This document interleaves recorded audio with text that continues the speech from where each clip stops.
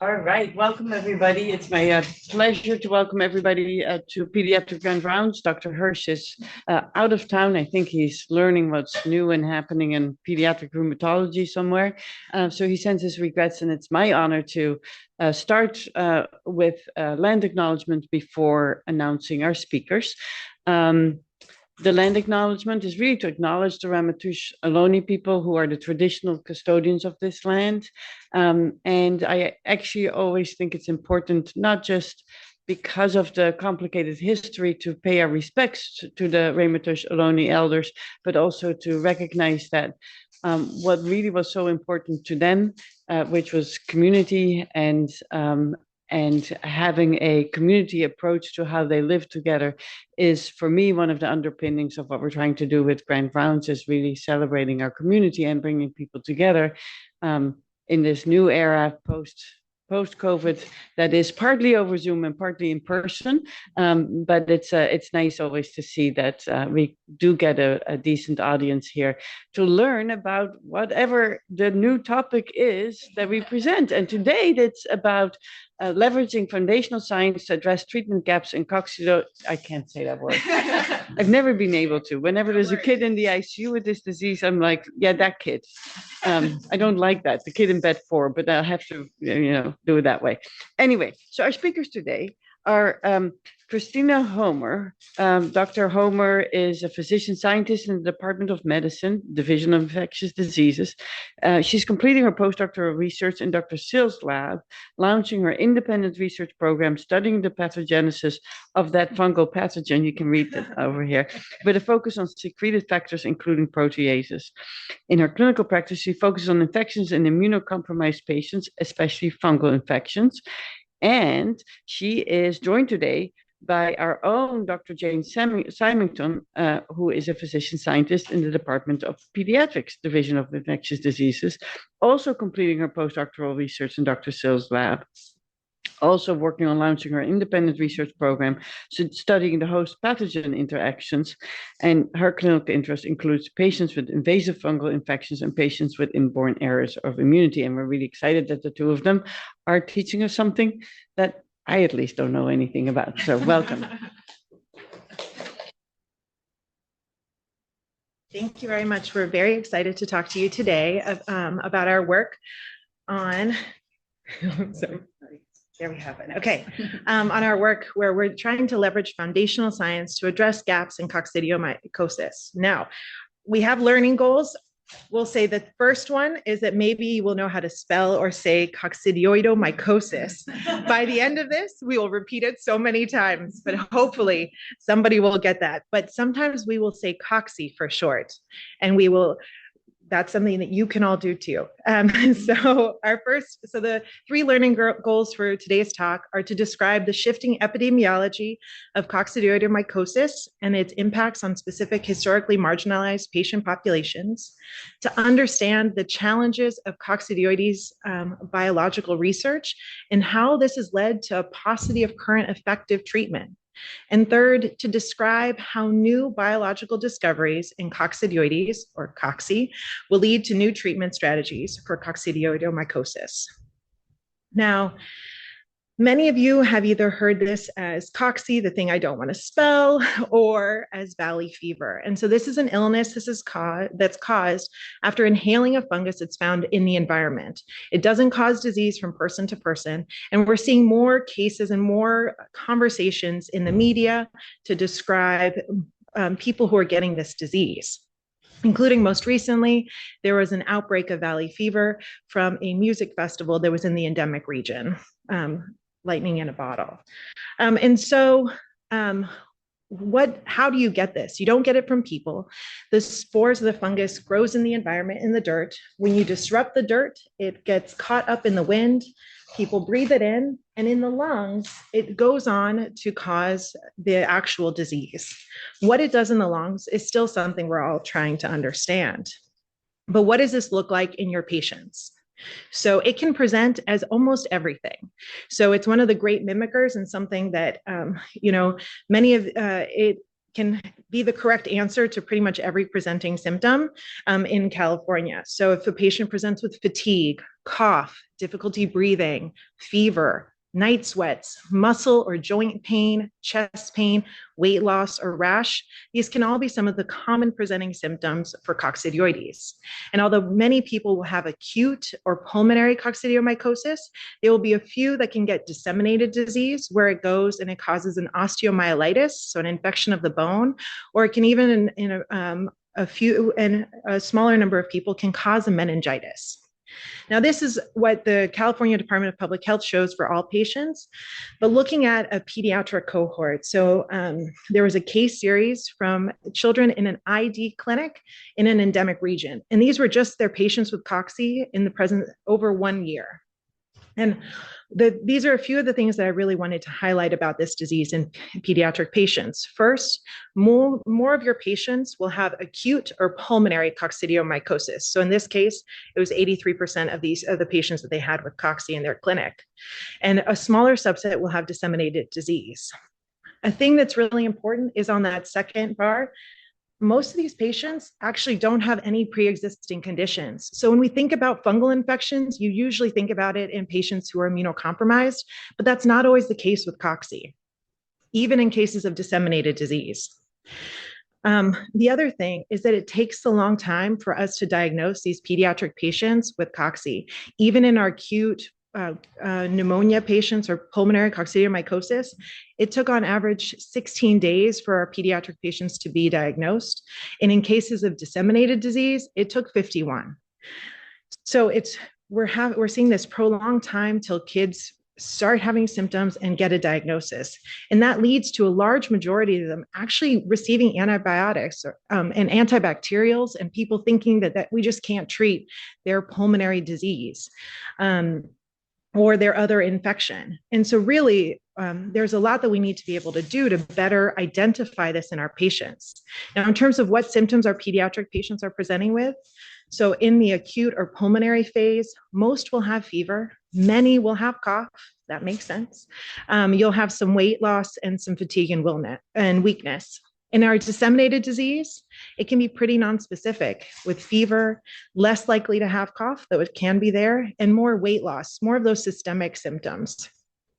And then they didn't talk about it as much in this group, but a thing just to say in general for us to watch out about is for patients who are in the endemic areas, things like symptoms of meningitis, you definitely have to be at high alert that it could be cocci, or even things as subtle as loss of milestones.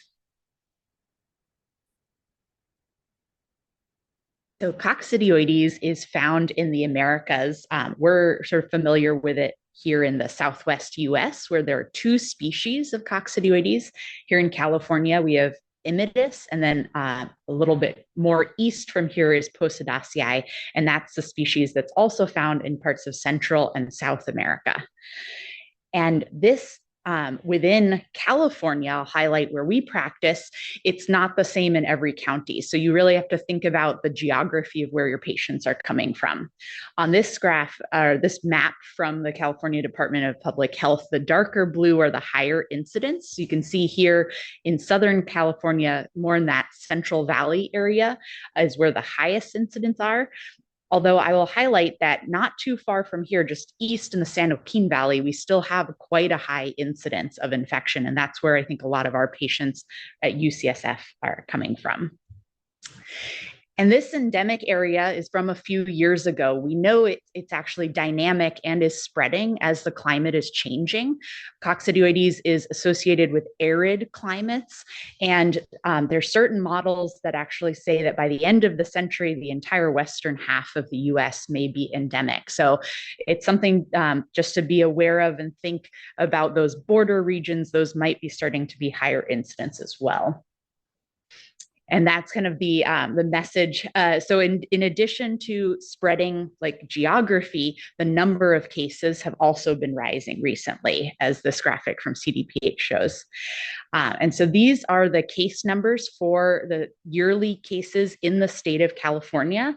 And I hope you can appreciate our current extrapolated data points, since we're not yet at the end of 2024 is threefold higher than the 2015 data.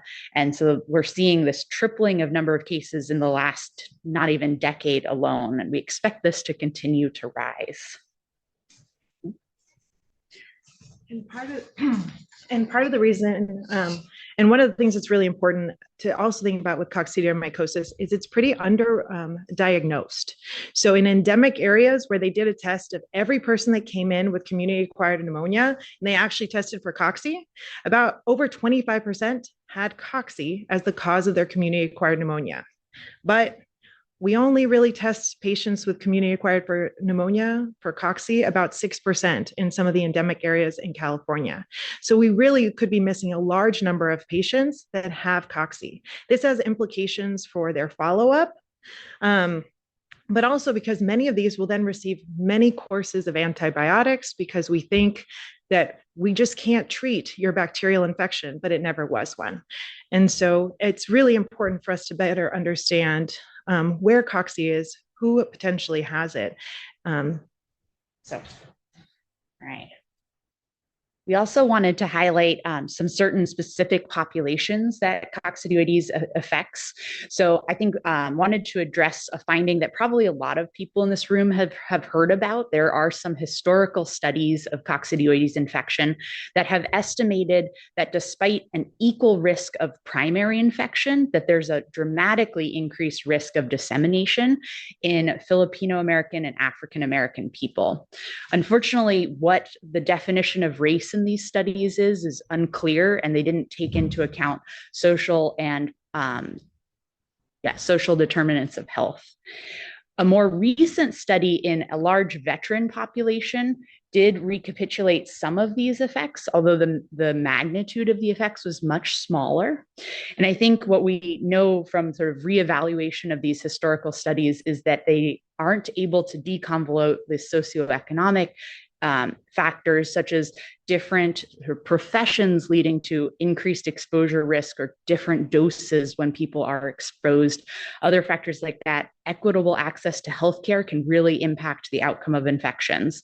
And so there's active research in the field that is trying to deconvolute these effects from sort of genetic susceptibility to immunity. And we don't yet know the conclusions of those. It's an ongoing area of research.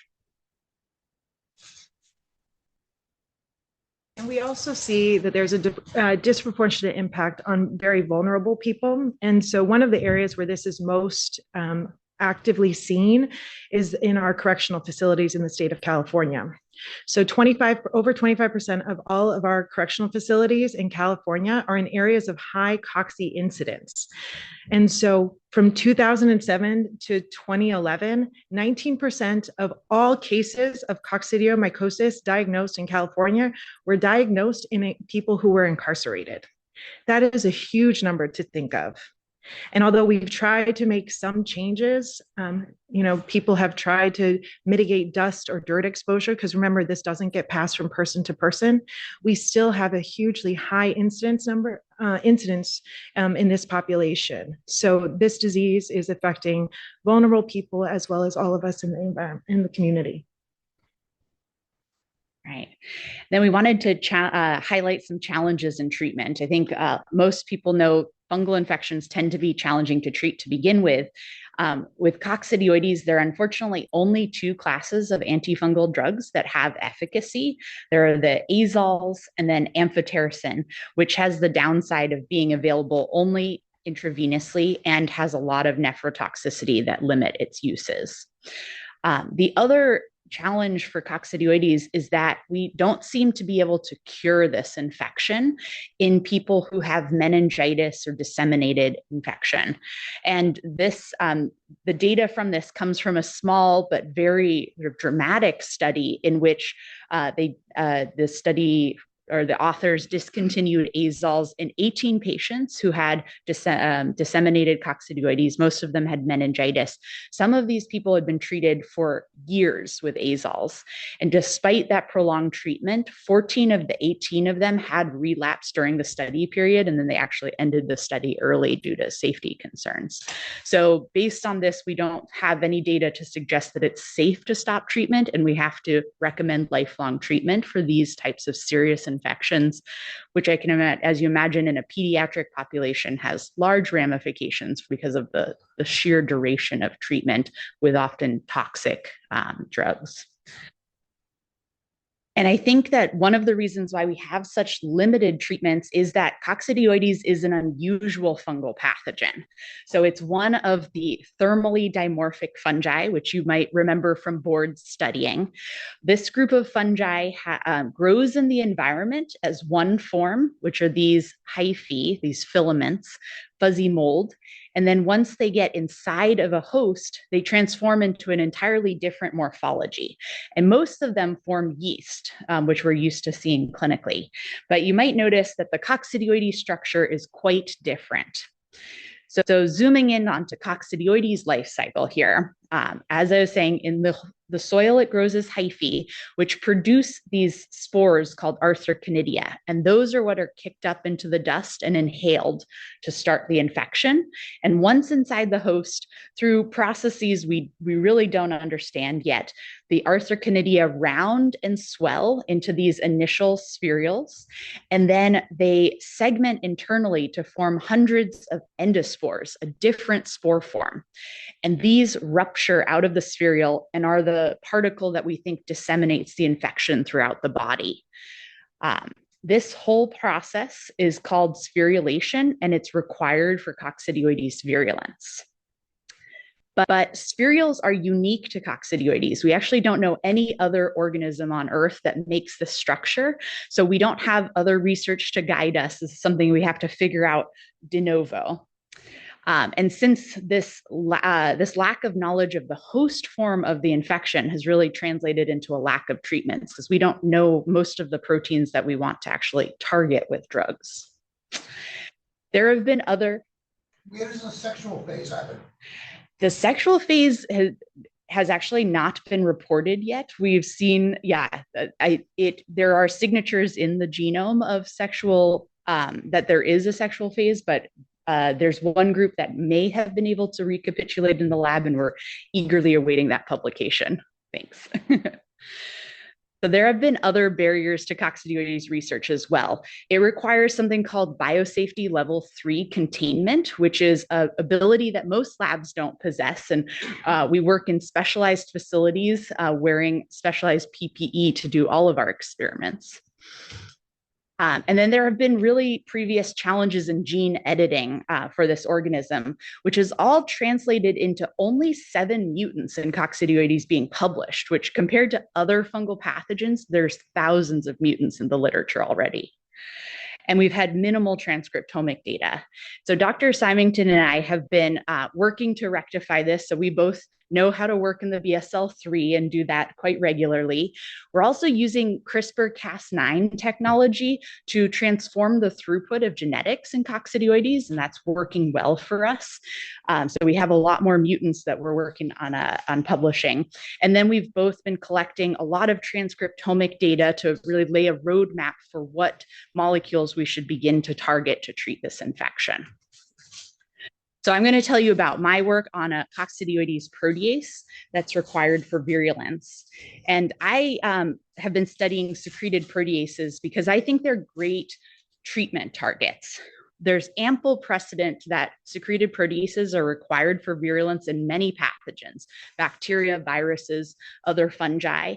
And I think they're particularly attractive for fungi because a protease inhibitor as a treatment wouldn't have to cross the fungal cell wall, which is a formidable barrier. And we know that protease inhibitors work as drugs. They've transformed the way we treat HIV. We know about them from Paxlovid treating COVID-19, and they're increasingly being used in cancer therapies. And coccidioides has two families of secreted proteases that are evolutionarily expanded compared to other fungal pathogens. There's a serine protease family called the subtilases and a metalloprotease family called the deuterolysins. Since gene family expansions like this often confer new traits, and I think of the sphereal as a new trait, my hypothesis is that these two protease families are involved in sphereal biology. I'm going to focus in on the subtilases.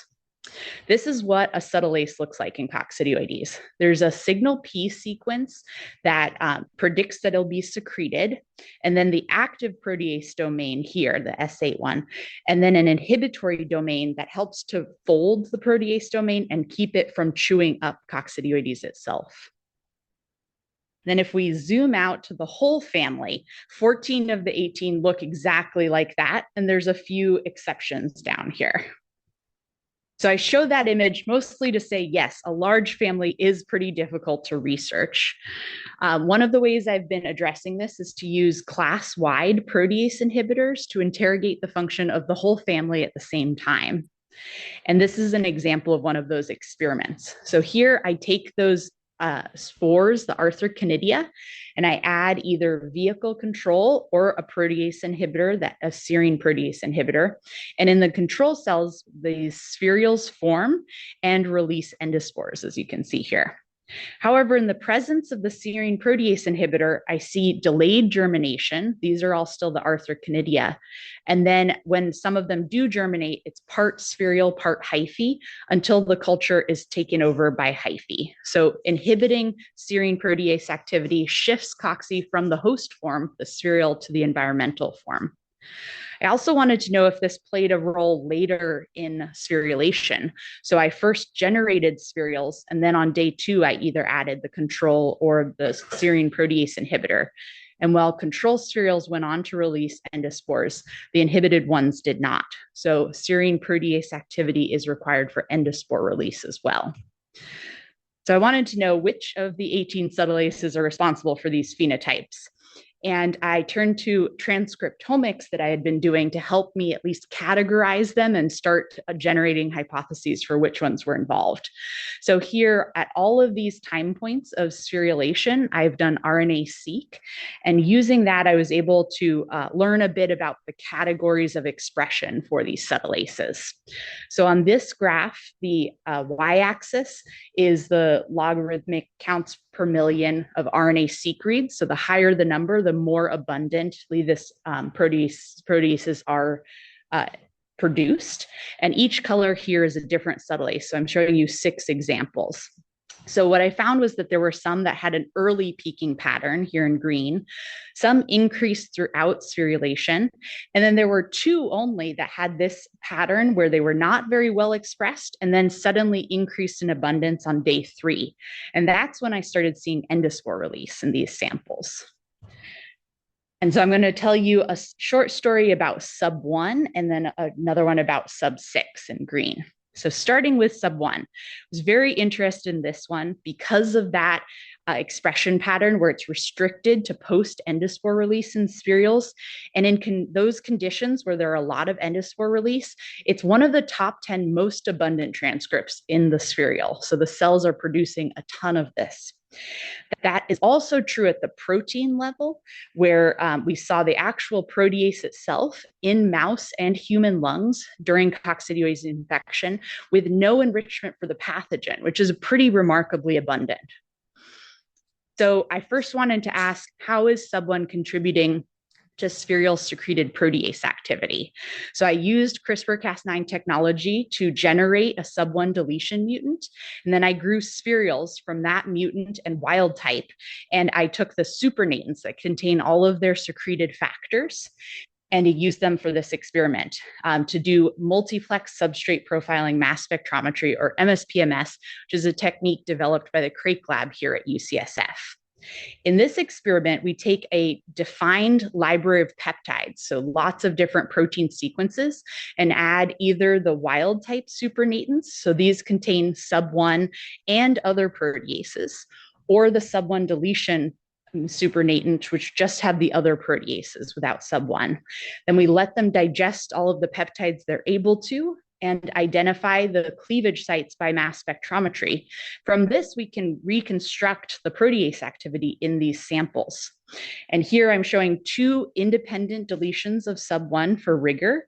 And I hope you can appreciate that they have about 1/3 of the total secreted protease activity that wild type has. So sub1 is indeed contributing a lot to spherial secreted protease activity.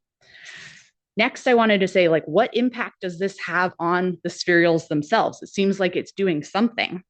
So I placed the sub1 deletion mutants under serialization conditions, and much to my chagrin, they made totally normal looking spherules that were able to release endospores. I really thought they might not be able to release endospores based on expression pattern. So I took a step back. I thought maybe sub1 is not acting on the fungus itself, but is being produced to interact with the host when coccidioides is releasing endospores in a lung or elsewhere in the body. And to start to get at that question, I used a mouse model of infection. So we do an intranasal infection with just 50 spores of coccidioides, which is a tiny dose. Other fungal infections, you normally have to give 10,000 or 100,000 fungal particles. I think this just speaks to the potency of coccidioides as a pathogen. And then we harvest lungs 12 days after infection and quantify lung fungal burden. And what I saw was that there is a mild decrease in the amount of sub1 mutant in the lungs of these mice. So it does seem to be impacting the ability of the fungus to accumulate during infection. I was not actually that surprised that this is a mild effect, because if you'll remember, there's a second protease that has the same expression pattern. And so I think there may be redundancy between the 2 of these. And I'm in the process of generating a double mutant to test that hypothesis. So coming back, I want to shift gears and tell you about sub6, this light green early peaking protease. One is actually one of those exceptions in the family. It still has a signal P peptide and the active protease domain, but it also has a carbohydrate binding domain and a transmembrane domain. And what this structure tells me is that sub6 is a kexin, which is a specialized subtype of these subtlaces. And kexins are actually well known in other fungi where they process other proteins or hormones. So they're involved in signaling pathways. And some of the impacts that these kexins have are that they're involved in remodeling the fungal cell wall, which is critical as an interface between fungi and their environment, including the host. And then they are, in some fungi, important for virulence. So, and I think it's cool that we actually have drugs targeting human kexins that, at least in the adult population, we use to treat hyperlipidemia. So we set out to create a sub6 deletion mutant, and I work with a fantastic research assistant, Elena, who did this work. And once we had the mutant, she placed wild type and mutant cells under these conditions that promote profuse endospore release. So hopefully you can see here, almost all of the spherules are releasing these endospores in these cultures. However, when we looked at the sub6 deletion mutants, they were not able to release endospores and instead had these misshapen spherules. So we wanted to know, is sub6 not able to make the endospores, or are they inside the spherule and not able to be released? Because I think a protease could be involved in either of those. And we did electron microscopy and found out it's actually not able to produce the endospores. So this is what a beautiful wild type spherule looks like. There's this outer spherule wall here, which has ruptured open and is releasing all of these internal endospore structures. And we don't see any of those endospore structures in either of the mutants that I'm showing you here. As you might imagine, since completing spherulation, this whole cycle is really critical to virulence, we wanted to know, is sub6 required for virulence? And we did same mouse infection with these mutant strains and found that there's drastically fewer coccidioides cells inside these mice compared to wild type. So indeed, it's playing a very critical role in infection. So this is something I'm actively working on. I'm asking, where is sub-6 localized? Like, is it in the spherules? Is it in the endospores?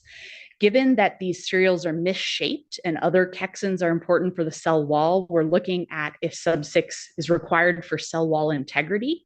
And then I want to know, since sub-6 is a chexin and probably processes other proteins, what are its targets? Because this will teach us a lot about what proteins are involved in endospore formation itself. So this is our current working model. We have sub-6 over here in this part of spherulation, and sub-1 interacting with the host more generally, potentially sub-2 here as well as the current hypothesis. And I think this host pathogen interface is fascinating and an area where we could intervene to better treat coccidioides. And so I'm going to hand you over to Dr. Symington to talk about her fascinating work in that area. Thank you. The best part is I don't have to explain spherulation to everyone once you've heard her talk. So what I wanted to share with you all today is the role that the host immune response plays in the outcome of infection. So this is a picture from the CDC, and if anyone has looked at every disease that is caused by a fungus or anything else on the CDC, they always have this picture of like, you get it by breathing it in, what happens? But what you'll notice is here they show a picture of you breathe it into the lung, and then there's no immune cells, there's no host cells, and it magically does this whole process. We really don't know what happens compared to Cryptococcus, compared to histoplasma, and all these other infections, we don't know. So we've learned a lot from work that Dr. Homer and others have done in vitro. So her beautiful spherules are formed at high temperatures, so 39 degrees, at high CO2, so 10% CO2, and in a very specific media that has a lot of salts. But that's not really what the lung is. When we try to mimic the lung in the lab, we use 37 degrees. We use 5% CO2, and our media has fewer salts. And so the question is, what is it about the lung? What is it about being around host cells that could be triggering or changing how cocci is responding to form this host form? So to start to address any of this, I really was interested in looking at macrophages. So macrophages are the innate immune cell that is always in your lung. And so not just during infection, but it is present, and it helps sort of as new things get breathed in, it's able to find them and to hopefully clear them. But some pathogens can actually take advantage of macrophages. So I wanted to know what would cocci do in the presence of macrophages? And so I was really lucky that we had a new live microscope. And so I got to set up our live microscope in the BSL-3. So you think about all in that gear, trying to put everything into negative pressure, making sure everything is safe. But the beauty of it is that we were able to get some of the first images of what does cocci do? How does it grow in real time? So the first thing I did, again, at our 37 degrees, 5% CO2, is look at what cocci does by itself. So you got to see it once by yourself. Now here, these are the arthrochonidia. See how they swell? And then you see this hyphae that comes out of it. So these are pictures 1 an hour over the course of 3 days. So again, right where this marker is, you see that's a hyphae forming, and down here you see a spherule. So we can make the spherule in these conditions, just not that often. But when I added in macrophages, it was really different. See if I can follow it. So if you look right here, you get this huge spherule forming in real time. So you can see the kinetics, you can see how it's formed. And the fascinating thing is it appears to be forming almost within or associated with a macrophage. So I was really curious to see how is it that the presence of macrophages is able to induce this unique host form. So first, I just needed to quantify it to make sure this was real. So I looked at the number of spherules per field, either with arthrochonidia alone or arthrochonidia with macrophages. And what you can see is when I add macrophages, you get way more spherules in each field. Not only do we get more of them, but they're actually bigger. So if you remember that small spherule in the first one, on average, the diameter of spherules that formed from arthrochonidia alone was only about 20 microns. But when you added macrophages, they get to be about 40. And this is getting closer to what you actually will see in a human pathology sample or in a mouse infected lung. And not only that, but the other thing you might have noticed is that it took a long time for hyphae to appear when macrophages were present. So although hyphae appeared really early, when arthrochonidia were by themselves, that was really delayed in the presence of macrophages. So, macrophages are definitely able to, again, promote spherulation and inhibit or delay hyphal formation. But to figure out how they're doing it, there's two things that it could be. It could be that they're secreting something, or it could be that actually binding or being next to or contacting cocci or cocci contacting macrophages is important. So I first set out to see if possibly there could be a secreted compound that is inducing these changes. One way to do this, for those of you who don't think basic science all the time, is to use something called a transwell. And so these are cool dishes where we're able to put one thing in the well, and then you're able to put something in an insert. And they're separated by a mesh that you get a mesh that's has really small holes. So liquid can go from the top to the bottom, but cells can't go through. So that means you can share your environment, you can share secreted compounds, but they can't actually touch. And so by doing this, we can see if macrophages that are in the same well with arthrochonidia are able to do the same changes we said before. And then also to see if we add macrophages instead to that insert, if they're able to induce spherulation or to inhibit hyphal formation just because they're sharing the same liquid. So again, we showed the same thing I've shown you before, that if I add macrophages into the well with arthrochonidia, we see a lot of spherules. If I add fewer macrophages, we get fewer spherules. But if instead I added the macrophages up in that insert so they can't actually touch it, what you see is there's no induction of spherulation. So it's really that contact or association that's important for macrophages to be able to induce that form. And when we look at hyphae formation, we see something similar. So although hyphae are very quickly able to form with arthrochonidia alone, they're delayed when the macrophage is right next to it in that well. But if we add those macrophages up in the insert, there's no delay in our hyphal formation. So it suggests that it really has to be contact or association with a macrophage that is important for this process. In work I'm not going to show you, I've also shown that if I kill macrophages, so they're able to touch a dead macrophage, it still can't elicit this change. So I was curious from if it was phagocytosis, if it's actually the act of the immune cell trying to kill or to eliminate the fungus that's actually leading it to trigger to make this change and know it's in the host. And that's partially because if you remember here, it really looked like that arthrochonidia that turned into a spherule was inside of a host cell. Okay. And so I wanted to figure out how to address this. So one thing, for those of you who don't remember phagocytosis or any of that thing a long time ago, so one thing that's really important for phagocytosis, which is the act of eating something, is the actin cytoskeleton shown here. So you can see it's important after binding for engulfing whatever your target is, so cocci or other things. And there are inhibitors of actin polymerization that we can use. So they make it so you can't make that cup to surround and phagocytose. So one of those is cytoclassin D. So I exposed my macrophages and cocci to cytoclassin D. So first, when I didn't add cytoclassin D, we make a lot of spherules. But when I added cytoclassin D, there were no more spherules in the presence of macrophages, really suggesting that there's something about that internal environment that cocci is seeing that's inducing, it's triggering it to know to create this host form. So in a world where our immune cells are there to protect us, there is something that cocci has developed that it's able to sense that it's in an immune cell to form this host form. Now, the host is a very complicated, stressful environment for fungus. So it's hard to know all the different things it could be sensing.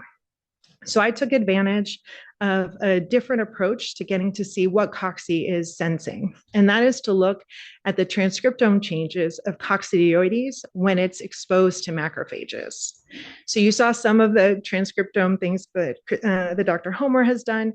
And so we took a different sample. So I actually was as part of a dual RNA-seq, and all that means is that I look at what RNA is being, what the transcriptome looks like. So what is our macrophages making in response to cocci, and what is cocci making in response to macrophages. So what I'm going to share with you right now is just what is cocci doing in response to macrophages. And so we had samples of our wild type cocci by itself that makes hyphae, and then our cocci that is in the presence of macrophages, where there's a low number of cocci for a lot of macrophages, so 1 cocci for every 10 macrophages, or a higher concentration, where for every 1 cocci, we have 1 macrophage. And so we looked at these samples to get a sense of how cocci is responding to being in the presence of macrophages. And we also took advantage of, we had a knockout mutant cocci in the lab that can't make spherules. So we know that spherules are that really important form in the host. So we took advantage of this to give us another signal of what could be happening sort of in the absence of spherules, so we could really focus on what is spherule specific and what is that pathogen specific response. So with all this data, I will show you one heat map later, but not yet. So there's a lot of data that you can get. But I first wanted to see, are the classic spherule specific genes enriched in our wild type Arthrochonidia exposed to macrophages? So there's lots of different genes that you can get, but I wanted to make sure we're still seeing the same thing that others who have researched this in vitro have seen. And so we looked at a few of the classic specific genes. One of them is called spherule outer wall glycoprotein, SAUGP. And so this is, again, our transcript level over here at counts per million. And then down below, we either have our wild type levels, or for our wild type cocci, or for our mutant. And in the first column of each of these, you can see it's the cocci by itself, or cocci in the presence of macrophages, okay, the low or the high. So the main thing I want you to see is that in the presence of macrophages, you see a large increase in the expression of SAUGP that you don't see in our cocci that can't make any spherules, or when cocci is by itself. And if you go on to 3 of the other classic genes, we see a very similar pattern. That's PSP1, OPS1, and MDR1. You don't need to remember what any of those are. They're specific for cocci, so don't worry. But this is exciting that we can show that we can, in this small system that I've created just with the presence of macrophages, we can see these classic genes. But I wanted to know if we might be able to use this to see if there's which spherule enriched transcripts are more specific to the interaction with macrophages, because our system is a little closer to what cocci might see in the lung, right? We have host cells with their stresses. We have temperatures that are more consistent with the host temperature. And so we might be able to get a little more information about what genes may be specifically transcribed or enriched when you're in the presence of a host. And so this is the one heat map. It's smaller, but I'm sorry. So here, what you're getting to see though is, all right, each one of these horizontal lines is a different gene. And I'm showing these as expression. So if it is yellow, it means it's up in spherules. If it's blue, it meant it was down in spherules. And now, I'm comparing my data over here, which is spherules that were made in the presence of macrophages over hyphae, compared to Dr. Homer's in vitro data, where she looked at spherules that were in the presence, spherules on top versus her hyphae at those different times. And so these are all different times, and these are the conditions we described earlier at those different, the different amounts of cocci, low or high, at those 2 different time points. But the general thing that I'm hoping that you can see is, although lots of different genes look like they're up or they're down in the presence of, in both of these very different conditions, right here, there is a set of genes that are spherule specific, that are up in all spherules, whether you make them at 39 degrees in the specific media, or if you may have them in the presence of macrophages. And these are those classic set of genes, SAUGP, PSP1, MDR1, and OPS1. And what this really suggests is that although the literature has described, and in Dr. Homer's incredible data, we have a large set of things that are different in spherules. By putting our data together, we're able to sort of narrow down what is really spherule specific and what are those classic important genes that may be important for our better understanding of cocci. And then for my work specifically, I'm really interested in which of these genes are up more in response to macrophages compared to what we saw in vitro, because these might be genes that are being expressed more because of the stresses of an immune cell that it's fighting against. Specifically, there are a number of genes that look like they could be secreted effectors. They look like they could play a role in how macrophage and cocci interact and potentially the immune response in the host. So those are the ones that we're working, again, with our knockout pipeline to be able to see if we can eliminate and see what they do in the actual host.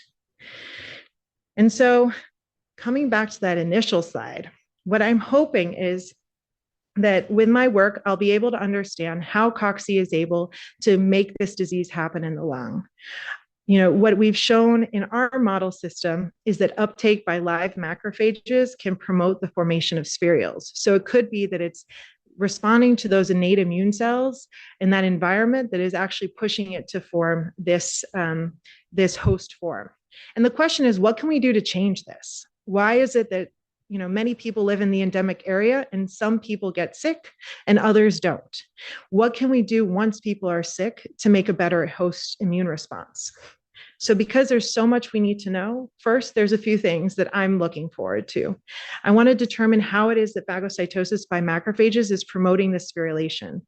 I want to understand how macrophages are responding to cocci over time, because that may give us an idea of how we might be able to differentially either activate the macrophage or skew it in other ways to change the outcome of cocci infection.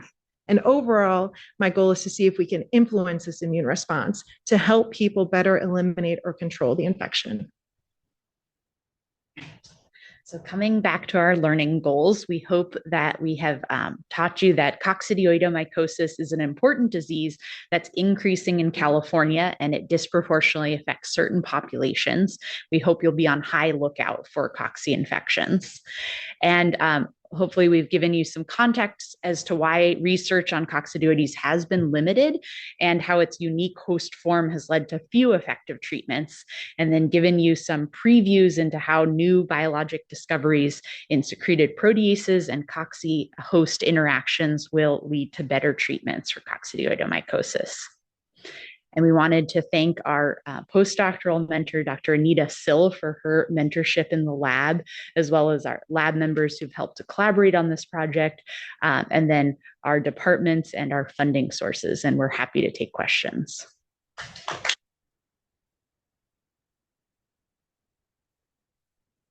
So, great talk. I really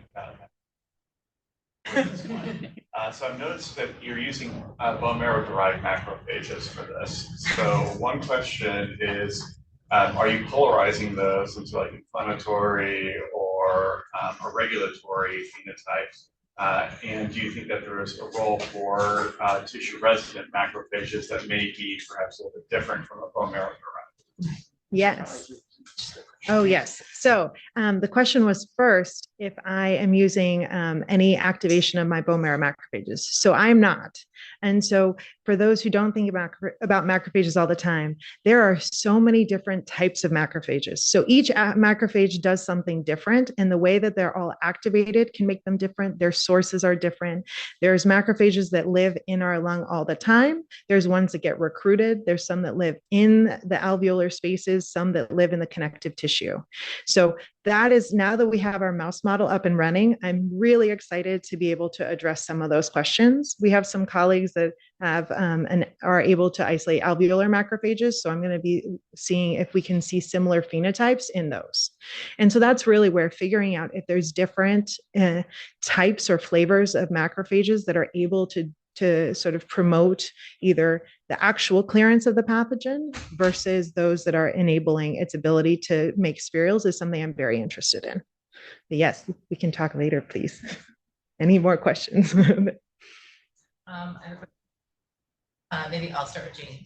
So thinking about the host pathogen response, so we know that the pathogen is different in environmentally and arid, do you think that the host response, the like airway macrophages, could be different in the more arid climates, and that also is contributing to the interaction? That's a very interesting question. So the question was, we know that, so you were saying that we know that people are more at risk of getting the fungus in arid environments. And we think that there's an increased burden in the soil, potentially in arid environments, sometimes thought to be after a wet season.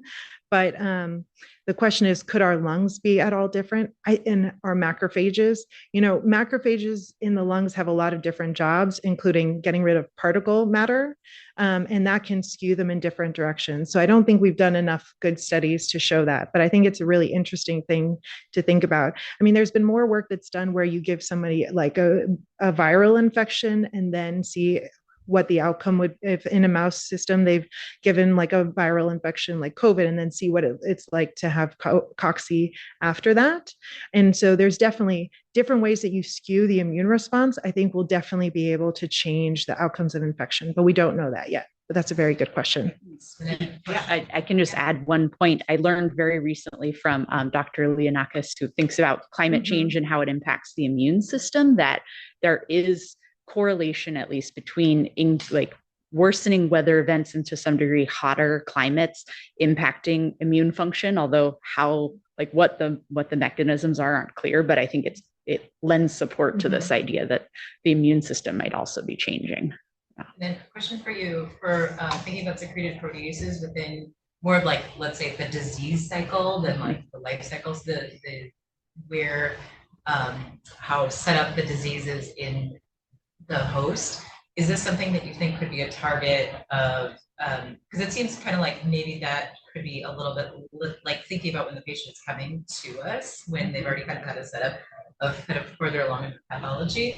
Is this something that you think secreted proteases could be like a target by antibodies or monoclonal antibodies, that something could be set up kind of prior to more progression of pathology? Like, yeah, I think the question is like, where in the disease might these secreted proteases be acting, and like if that would change kind of the therapeutic strategy for targeting them. I think definitely my hypothesis is that proteases can act at multiple stages. I didn't talk about the metalloprotease family, but I think that's a great candidate for helping get out of the lungs and disseminate, because it breaks down often extracellular matrix, but it might be too late to target that family by the time we're diagnosing people with meningitis.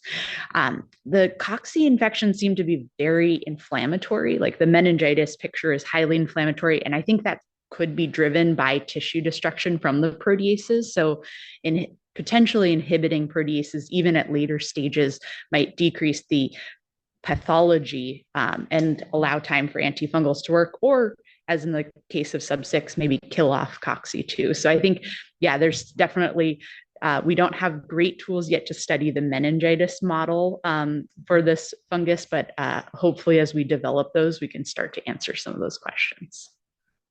Another question related to the sub-6 protease. So the primary structure that you had, if I recall correctly, you have an activation domain, some of the things, then you have a transmembrane anchor. Do you know, is that protease facing inward or outward? Yeah, so based on, I guess, and the second side of it is based on your protease work or profiling work, and maybe alpha folders or homologies, do you have an idea of what its substrates may be that loss of it prevents these little spores formation? Yes. Yeah, great question. So the first question is, because sub-6 has this transmembrane domain, like is it facing inward or outward? I don't have the answer for coccidioides yet, although I'm hoping some of our future experiments will address that. In other fungi, it's facing inward inside of the Golgi and processes secreted proteins, like so it's in the Golgi compartment. And then for the chexins that interact with the cell wall, it actually makes it out to the plasma membrane facing outward. So kind of environmental facing at that stage. So I think this definitely fits like where the transmembrane is fits with that model as well, but we want to confirm that. And it's possible that some of it can be cleaved off to and be fully secreted. So we'll see with our fluorescent tags. And then the second question, nope, I'm blanking on the second question. Can you repeat it?